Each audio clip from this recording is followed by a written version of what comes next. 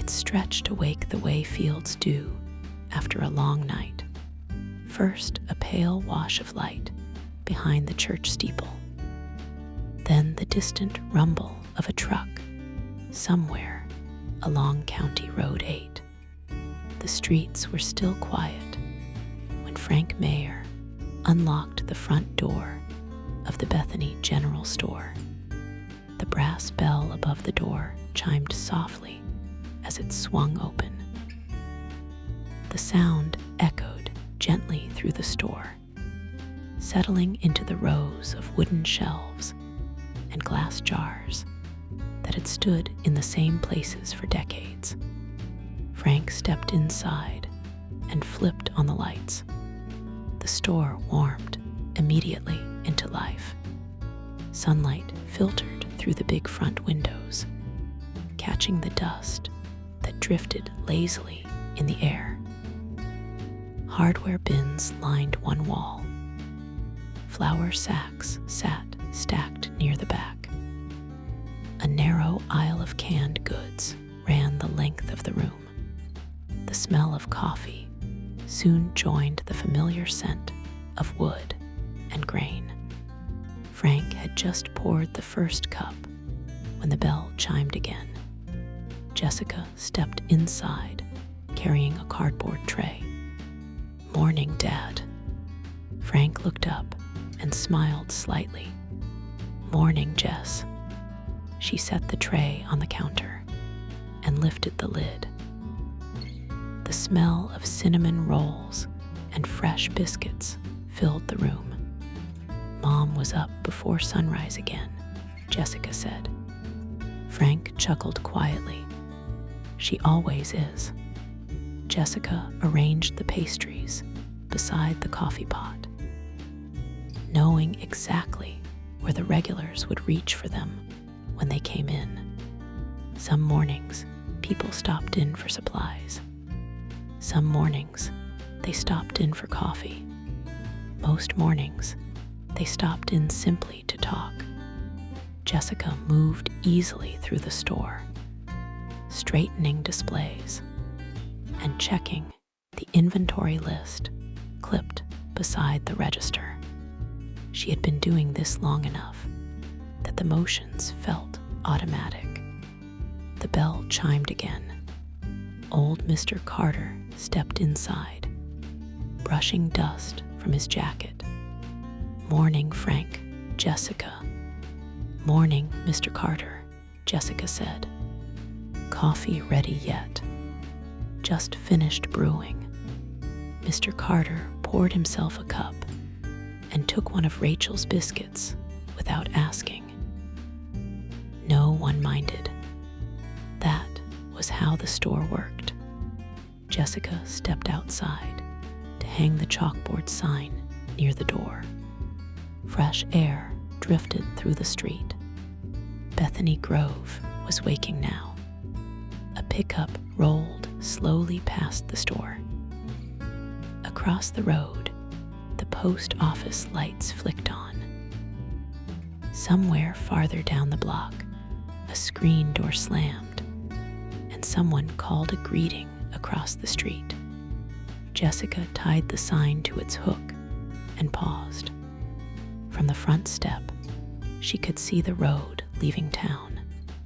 It ran straight for nearly half a mile, before disappearing between two long rows of maple trees at the edge of Bethany Grove. Most days, she barely noticed it. Today, she watched it for a moment, longer than usual. A breeze moved the leaves overhead. Jessica shook the thought away and stepped back inside. The bell chimed again as another customer entered. Morning in Bethany Grove had begun. By mid-morning, the general store had settled into its familiar rhythm. The early rush had passed. The front door now opened only every few minutes instead of every few seconds, and the quiet spaces between customers had begun to stretch. Frank stood near the end of the counter sorting invoices into neat stacks, reading the small print over the top of his glasses. The register drawer slid open and closed with the steady patience of a man who had been running the same store for most of his life. Jessica moved through the aisles with a clipboard tucked against her arm. She paused near the hardware wall, counting nails and bolts into the inventory sheet, then stepped into the grain aisle to check the feed sacks stacked against the back wall. 2 were missing. She made a note and returned to the counter. "Feed deliveries, still short 2 bags," she said. Frank didn't look up. "They'll bring it on the afternoon truck." Jessica set the clipboard down and poured herself a little coffee from the pot warming beside the pastries. Only 2 of Rachel's cinnamon rolls remained on the tray. That was about right for this time of day. Old Mr. Carter sat near the front window with his coffee, slowly working through the sports page, as if the score from last night might change if he read it carefully enough. Across the room, a ceiling fan turned lazily, stirring the warm smell of grain and wood. Outside, a pickup rolled slowly past the front window. Jessica glanced toward the street. Bethany Grove was fully awake now. The post office door opened. Someone crossed the street toward the diner. A dog wandered across the road with the unhurried confidence of an animal that had never been chased away from anywhere in town. The bell above the store door chimed. Jessica looked up automatically. A man stepped inside, whom she had never seen before. That was rare enough to draw attention. He paused just inside the doorway, letting the door swing closed behind him, while his eyes adjusted to the shade of the store. He looked younger than Jessica expected at first glance. Not boyish exactly, but still carrying the easy confidence of someone who hadn't yet been worn down by too many disappointments. His hair was neatly kept, the color of dark wheat in late summer. A light gray jacket rested easily over a white shirt and dark tie, the kind of clothing that suggested someone accustomed to standing in front of a congregation rather than working a field. Travel dust marked the cuffs of his boots, and the lines around his eyes hinted that he spent more time on the road than in one place. But it was his posture that people noticed first. Micah stood straight without appearing stiff, the quiet assurance of someone comfortable speaking to strangers and expecting to be heard. When he removed his hat, he offered the small, courteous nod of a man raised to greet people properly. "Morning," the word carried easily across the room. Old Mr. Carter lowered his newspaper just enough to glance over the top. Frank looked up from the counter. Jessica met the stranger's gaze. For a moment, the whole room seemed to register the same thought at once. Someone new had come to Bethany Grove. Jessica smiled. "Morning." The man stepped toward the counter. Coffee still hot. Jessica poured a cup and slid it toward him. "Just brewed." He wrapped his hands around the mug and took a careful sip. A small nod followed. Good coffee. Mom would be glad to hear that. He glanced briefly toward the pastry tray. Those homemade. Most mornings. Town's lucky. He set the mug down. Name Micah. Jessica. Frank stepped forward and offered his hand. Frank Meyer. Micah shook it firmly. Pleasure. Frank studied him for a moment. Passing through. Something like that.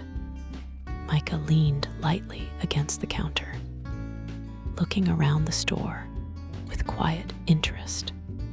His eyes moved slowly over the shelves, the bins of hardware, the stacked flour sacks, the old wooden beams overhead.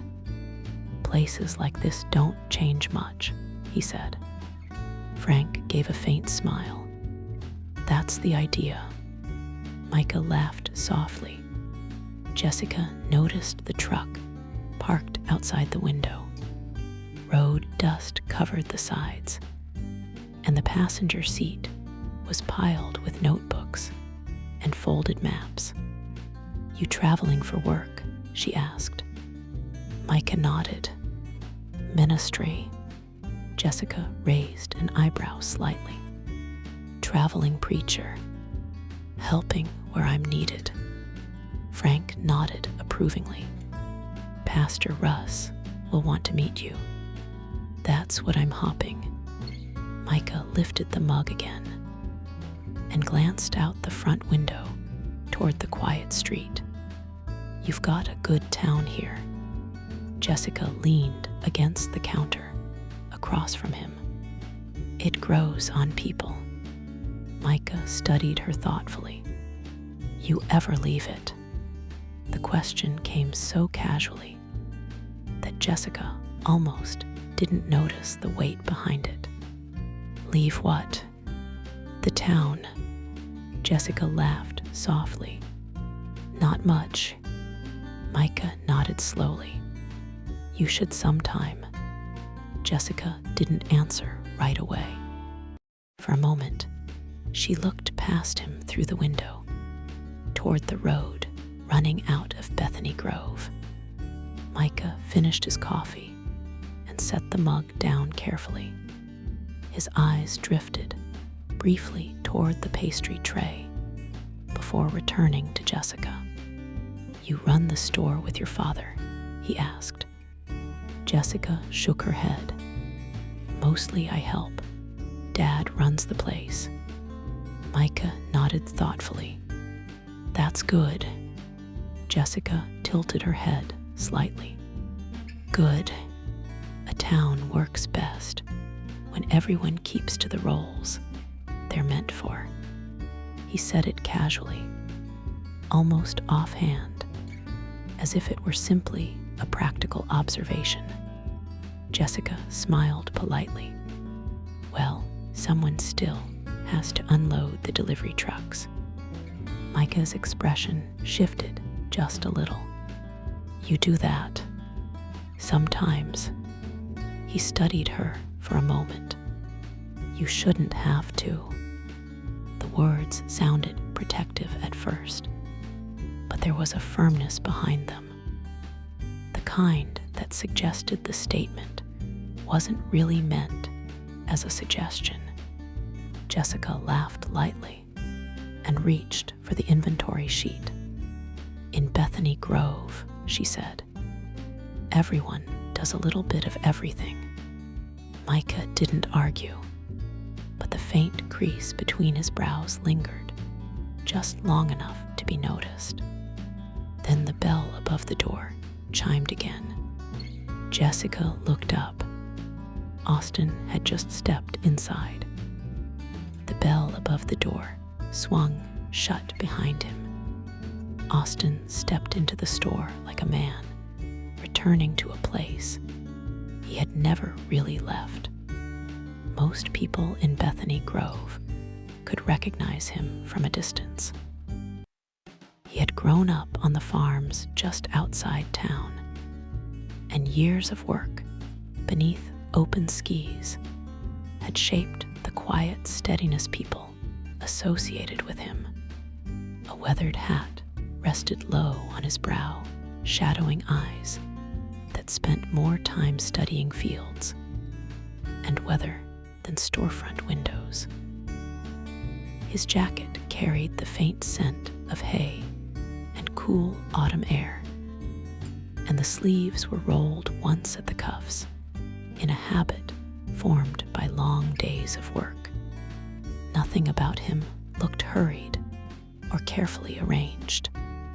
Austin moved with the easy balance of someone accustomed to uneven ground and heavy work.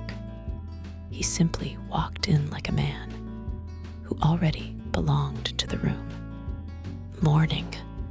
Frank glanced up from the counter. "Morning, Austin." Old Mr. Carter lowered his newspaper just enough to see him over the top of the page. Fence still holding. "For now," Austin said with a quiet grin. Mr. Carter chuckled and returned to the sports page, as if the answer had confirmed something he already suspected. Jessica smiled automatically. Feed delivery finally come in. Austin shook his head and glanced toward the grain aisle. "Not yet." He stepped up to the counter and rested one hand lightly against the worn wood. The movement was familiar enough that Jessica barely noticed it anymore. Austin had leaned against that counter 1,000 times over the years, sometimes buying supplies, sometimes just stopping in to talk. But today, something was different. Only then did his eyes drift toward the man standing beside the coffee pot. Micah had turned slightly to watch him. Jessica noticed the shift immediately. "Austin," she said, "this is Micah." Austin offered his hand easily. "Nice to meet you." Micah shook it. "Likewise." The handshake lasted only a moment. Micah studied him briefly. "You work the farms outside town." Austin nodded. "Just past Miller Creek." Micah gave a small, approving smile. "I'm glad someone's still doing work like that." Austin returned the smile, though his expression stayed thoughtful. "Someone got to." Micah glanced toward the window, where Austin's truck sat parked along the street. "Family land." "Mostly." "Hard work." Austin shrugged slightly. "Most things worth doing are." For a moment, the three of them stood quietly at the counter. Outside, a truck rattled past the store. Inside, the ceiling fan turned slowly above them. Jessica suddenly realized Micah was studying Austin the same way he studied most people, measuring them in some quiet way she couldn't quite identify. Austin, on the other hand, seemed completely unconcerned with being measured at all. Frank cleared his throat and slid the inventory sheet toward Jessica, those 2 feed bags still missing. Jessica nodded. Austin glanced down at the paper. "They were unloading at the mill when I drove past." Frank nodded. "They'll get here." Austin pushed away from the counter. "I'll come back later for them." He tipped his hat slightly toward Frank and Mr. Carter. Then his eyes returned briefly to Jessica. "See you later." Jessica nodded. "Later." Austin stepped back toward the door. The bell chimed softly as he left. For a moment, no one one spoke. Micah watched the door a second longer before turning back toward the counter. Seems like a good man. Jessica looked toward the street, where Austin's truck was already pulling away. He is. Outside, Bethany Grove continued through its ordinary morning. Inside the general store, something had quietly begun. For a few moments after Austin left, the store returned to its ordinary quiet. The bell above the door settled back into place, and the soft hum of the ceiling fan filled the room again. Outside the front windows, Bethany Grove moved through its slow morning rhythm. A delivery truck rattled somewhere down the street. The screen door at the post office slammed shut. A pair of schoolchildren pedaled their bicycles past the store and disappeared around the corner. Inside, the smell of coffee and warm grain lingered in the air. Micah rested one hand lightly against the counter, watching the door Austin had just walked through. Seems like a good man, he said. Jessica followed his gaze toward the window, where Austin's truck had already turned onto the road leading out of town. He is. Micah nodded slowly, as if weighing the answer. Towns full of people like that. Most of them. Old Mr. Carter rustled his newspaper again near the window. That's because most folks here have better things to do than cause trouble, he muttered without looking up. Jessica smiled. That's Mr. Carter's way of saying we're boring. Mr. Carter folded the corner of the page and pointed a finger toward her without lifting his eyes. Peaceful, he corrected. Micah laughed quietly. I think peaceful sounds better. Frank set a stack of invoices neatly into a drawer and closed it. Depends on the day. Micah glanced around the store again. The shelves, the old floorboards, the chalkboard by the door listing the day's deliveries. Places like this didn't exist in many towns anymore. You've got something good here, he said. Jessica leaned against the counter. It grows on people. Micah studied her for a moment. You grew up here all my life, and you've never been tempted to leave. Jessica hesitated. The question seemed simple, but it landed deeper than she expected. Sometimes, she admitted.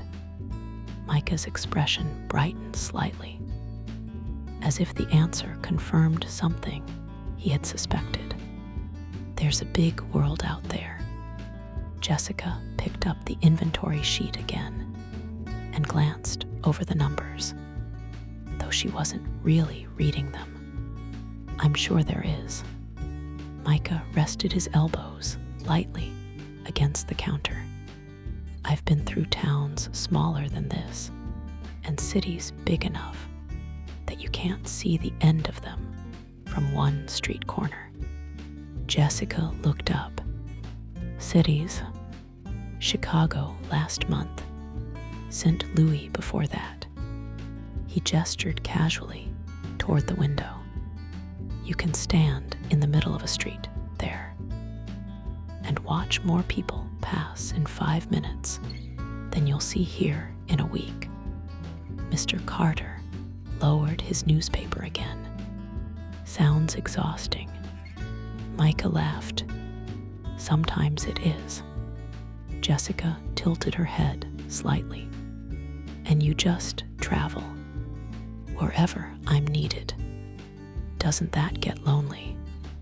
Micah considered that. Sometimes. Then he smiled. But you also meet people you never would have met otherwise. Jessica folded the inventory sheet slowly. What made you start doing it? Micah looked thoughtful for a moment. Calling, I suppose. Frank leaned back against the shelf behind the counter. Most people say that when they don't have a better way to explain it. Micah grinned. That's probably true. He turned back to Jessica. You ever think about what you might do if you left here? Jessica laughed lightly. Leave Bethany Grove and do what? Anything. He said the word simply, as if it were the most natural possibility in the world. Jessica glanced toward the front window again, beyond the storefronts and the church steeple. The road leaving town stretched straight toward the distant tree line.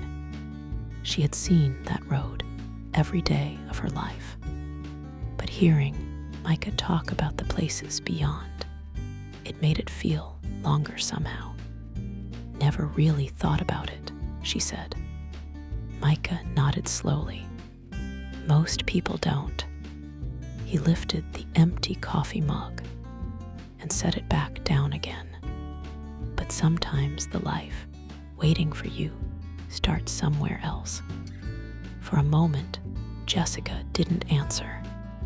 The store felt unusually quiet. Even the ceiling fan seemed to slow as the thought settled in the room. Frank cleared his throat softly and slid the delivery ledger across the counter.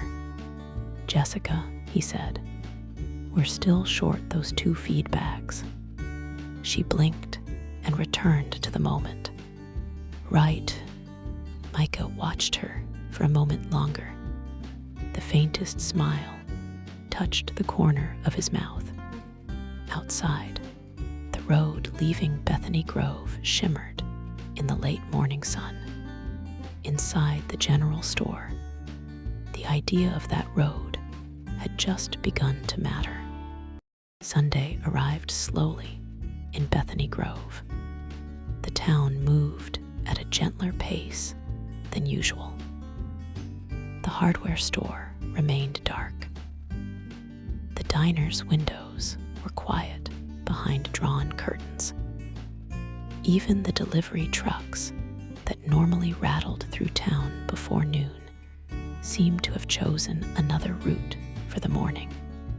Only one place showed signs of gathering: the small white church at the end of Maple Street. Its steeple rose above the surrounding trees, catching the soft gold of early sunlight. The bell had rung only once that morning, just enough to remind the town what day it was. Cars and pickup trucks filled the gravel lot beside the building. Families stepped out in small clusters. Doors closed. Voices greeted one another across the yard. Morning, Ruth. Good to see you, Frank. Children ran ahead toward the front steps before being gently called back by their parents. Jessica walked beside Rachel along the narrow path leading toward the church doors. Rachel carried a small Bible tucked beneath her arm, the same one she had carried every Sunday for as long as Jessica could remember. Frank paused occasionally to shake hands with neighbors. Bethany Grove was not a large town, but on Sunday mornings it felt full. Inside, the sanctuary smelled faintly of polished wood and old hymnals. Tall windows along the walls filtered sunlight into soft bands across the rows of wooden pews. Dust floated lazily in the air where the light touched it. People filled the room slowly, settling into familiar places. Jessica slid into the pew beside Rachel, while Frank took the aisle seat. Behind them, someone whispered a greeting. A child dropped a crayon. Pages of hymnals rustled quietly throughout the room. Jessica looked across the sanctuary. Nearly every face was familiar. Farmers, teachers, the mechanic from the garage, Mrs. Harper from the post office. Bethany Grove gathered itself here every Sunday. Then she noticed Austin. He sat 3 rows ahead on the opposite side of the aisle, his hat resting beside him on the pew. He leaned slightly toward an older couple, speaking quietly with the relaxed ease of someone who had known them most of his life. As if sensing her gaze, Austin glanced back. Their eyes met for a brief moment. He gave a small nod. Jessica returned it. Then the organ began to play. The first notes of the hymn drifted softly through the room. Conversations faded. People rose slowly to their feet. The congregation's voices joined the music, filling the sanctuary with a familiar sound that seemed to belong to the building itself. When the hymn ended, the room settled again. Pastor Russ stepped forward and welcomed the congregation with the calm warmth that had become part of Bethany Grove's weekly rhythm. After a short prayer, he turned slightly and gestured toward the pulpit. "Many of you met our guest this week," he said. "Micah has been traveling through churches across the region, helping wherever he's needed. This morning, he'll be bringing our message." Micah stepped forward. Jessica noticed the subtle change in the room the moment he reached the pulpit. The relaxed traveler she had spoken with in the store seemed to shift into something more focused. Not larger exactly, but clearer. He rested one hand lightly on the edge of the pulpit and looked out across the congregation. "Good morning," a quiet chorus answered him. Micah smiled. "I've spent the last few years traveling between churches across this country," he began, his voice steady and warm. "And everywhere I go, I'm reminded that God often does his most meaningful work in places the world hardly notices." Several people nodded. Jessica felt herself leaning forward slightly. Micah spoke without notes. His words carried the easy rhythm of someone accustomed to speaking to strangers and drawing them in. "Some of the most faithful people I've ever met live in towns smaller than this one," he continued. "People who wake before sunrise, work long days, care for their neighbors, and rarely imagine that their lives could matter beyond the edges of their own community." Jessica felt something stir quietly inside her. Micah's gaze moved slowly across the congregation. "But sometimes," he said gently, "God places gifts inside us that were never meant to remain in one place." The sanctuary grew still. Even the creak of the old pews seemed to stop. Sometimes the path we expect is not the path waiting for us. Jessica glanced down at her hands, resting in her lap. Micah's voice softened. "That doesn't always mean leaving home," he said. "But sometimes it does." She looked up again. Micah stood quietly at the pulpit, allowing the words to settle over the room. Jessica found herself wondering if he had meant them for someone in particular. Across the aisle, Austin sat quietly in his pew, his hands folded loosely, listening with the same calm expression he carried most days. Micah continued, "At some point in our lives, we are all asked the same question." He paused. "Are we willing to follow where we are led?" The words lingered in the warm stillness of the sanctuary. Sunlight shifted slowly across the wooden floor. Jessica felt something in her chest tighten slightly, as if the idea itself had weight. When the final prayer ended and the congregation began to rise, the room filled once again with the sound of greeting voices and shuffling hymnals.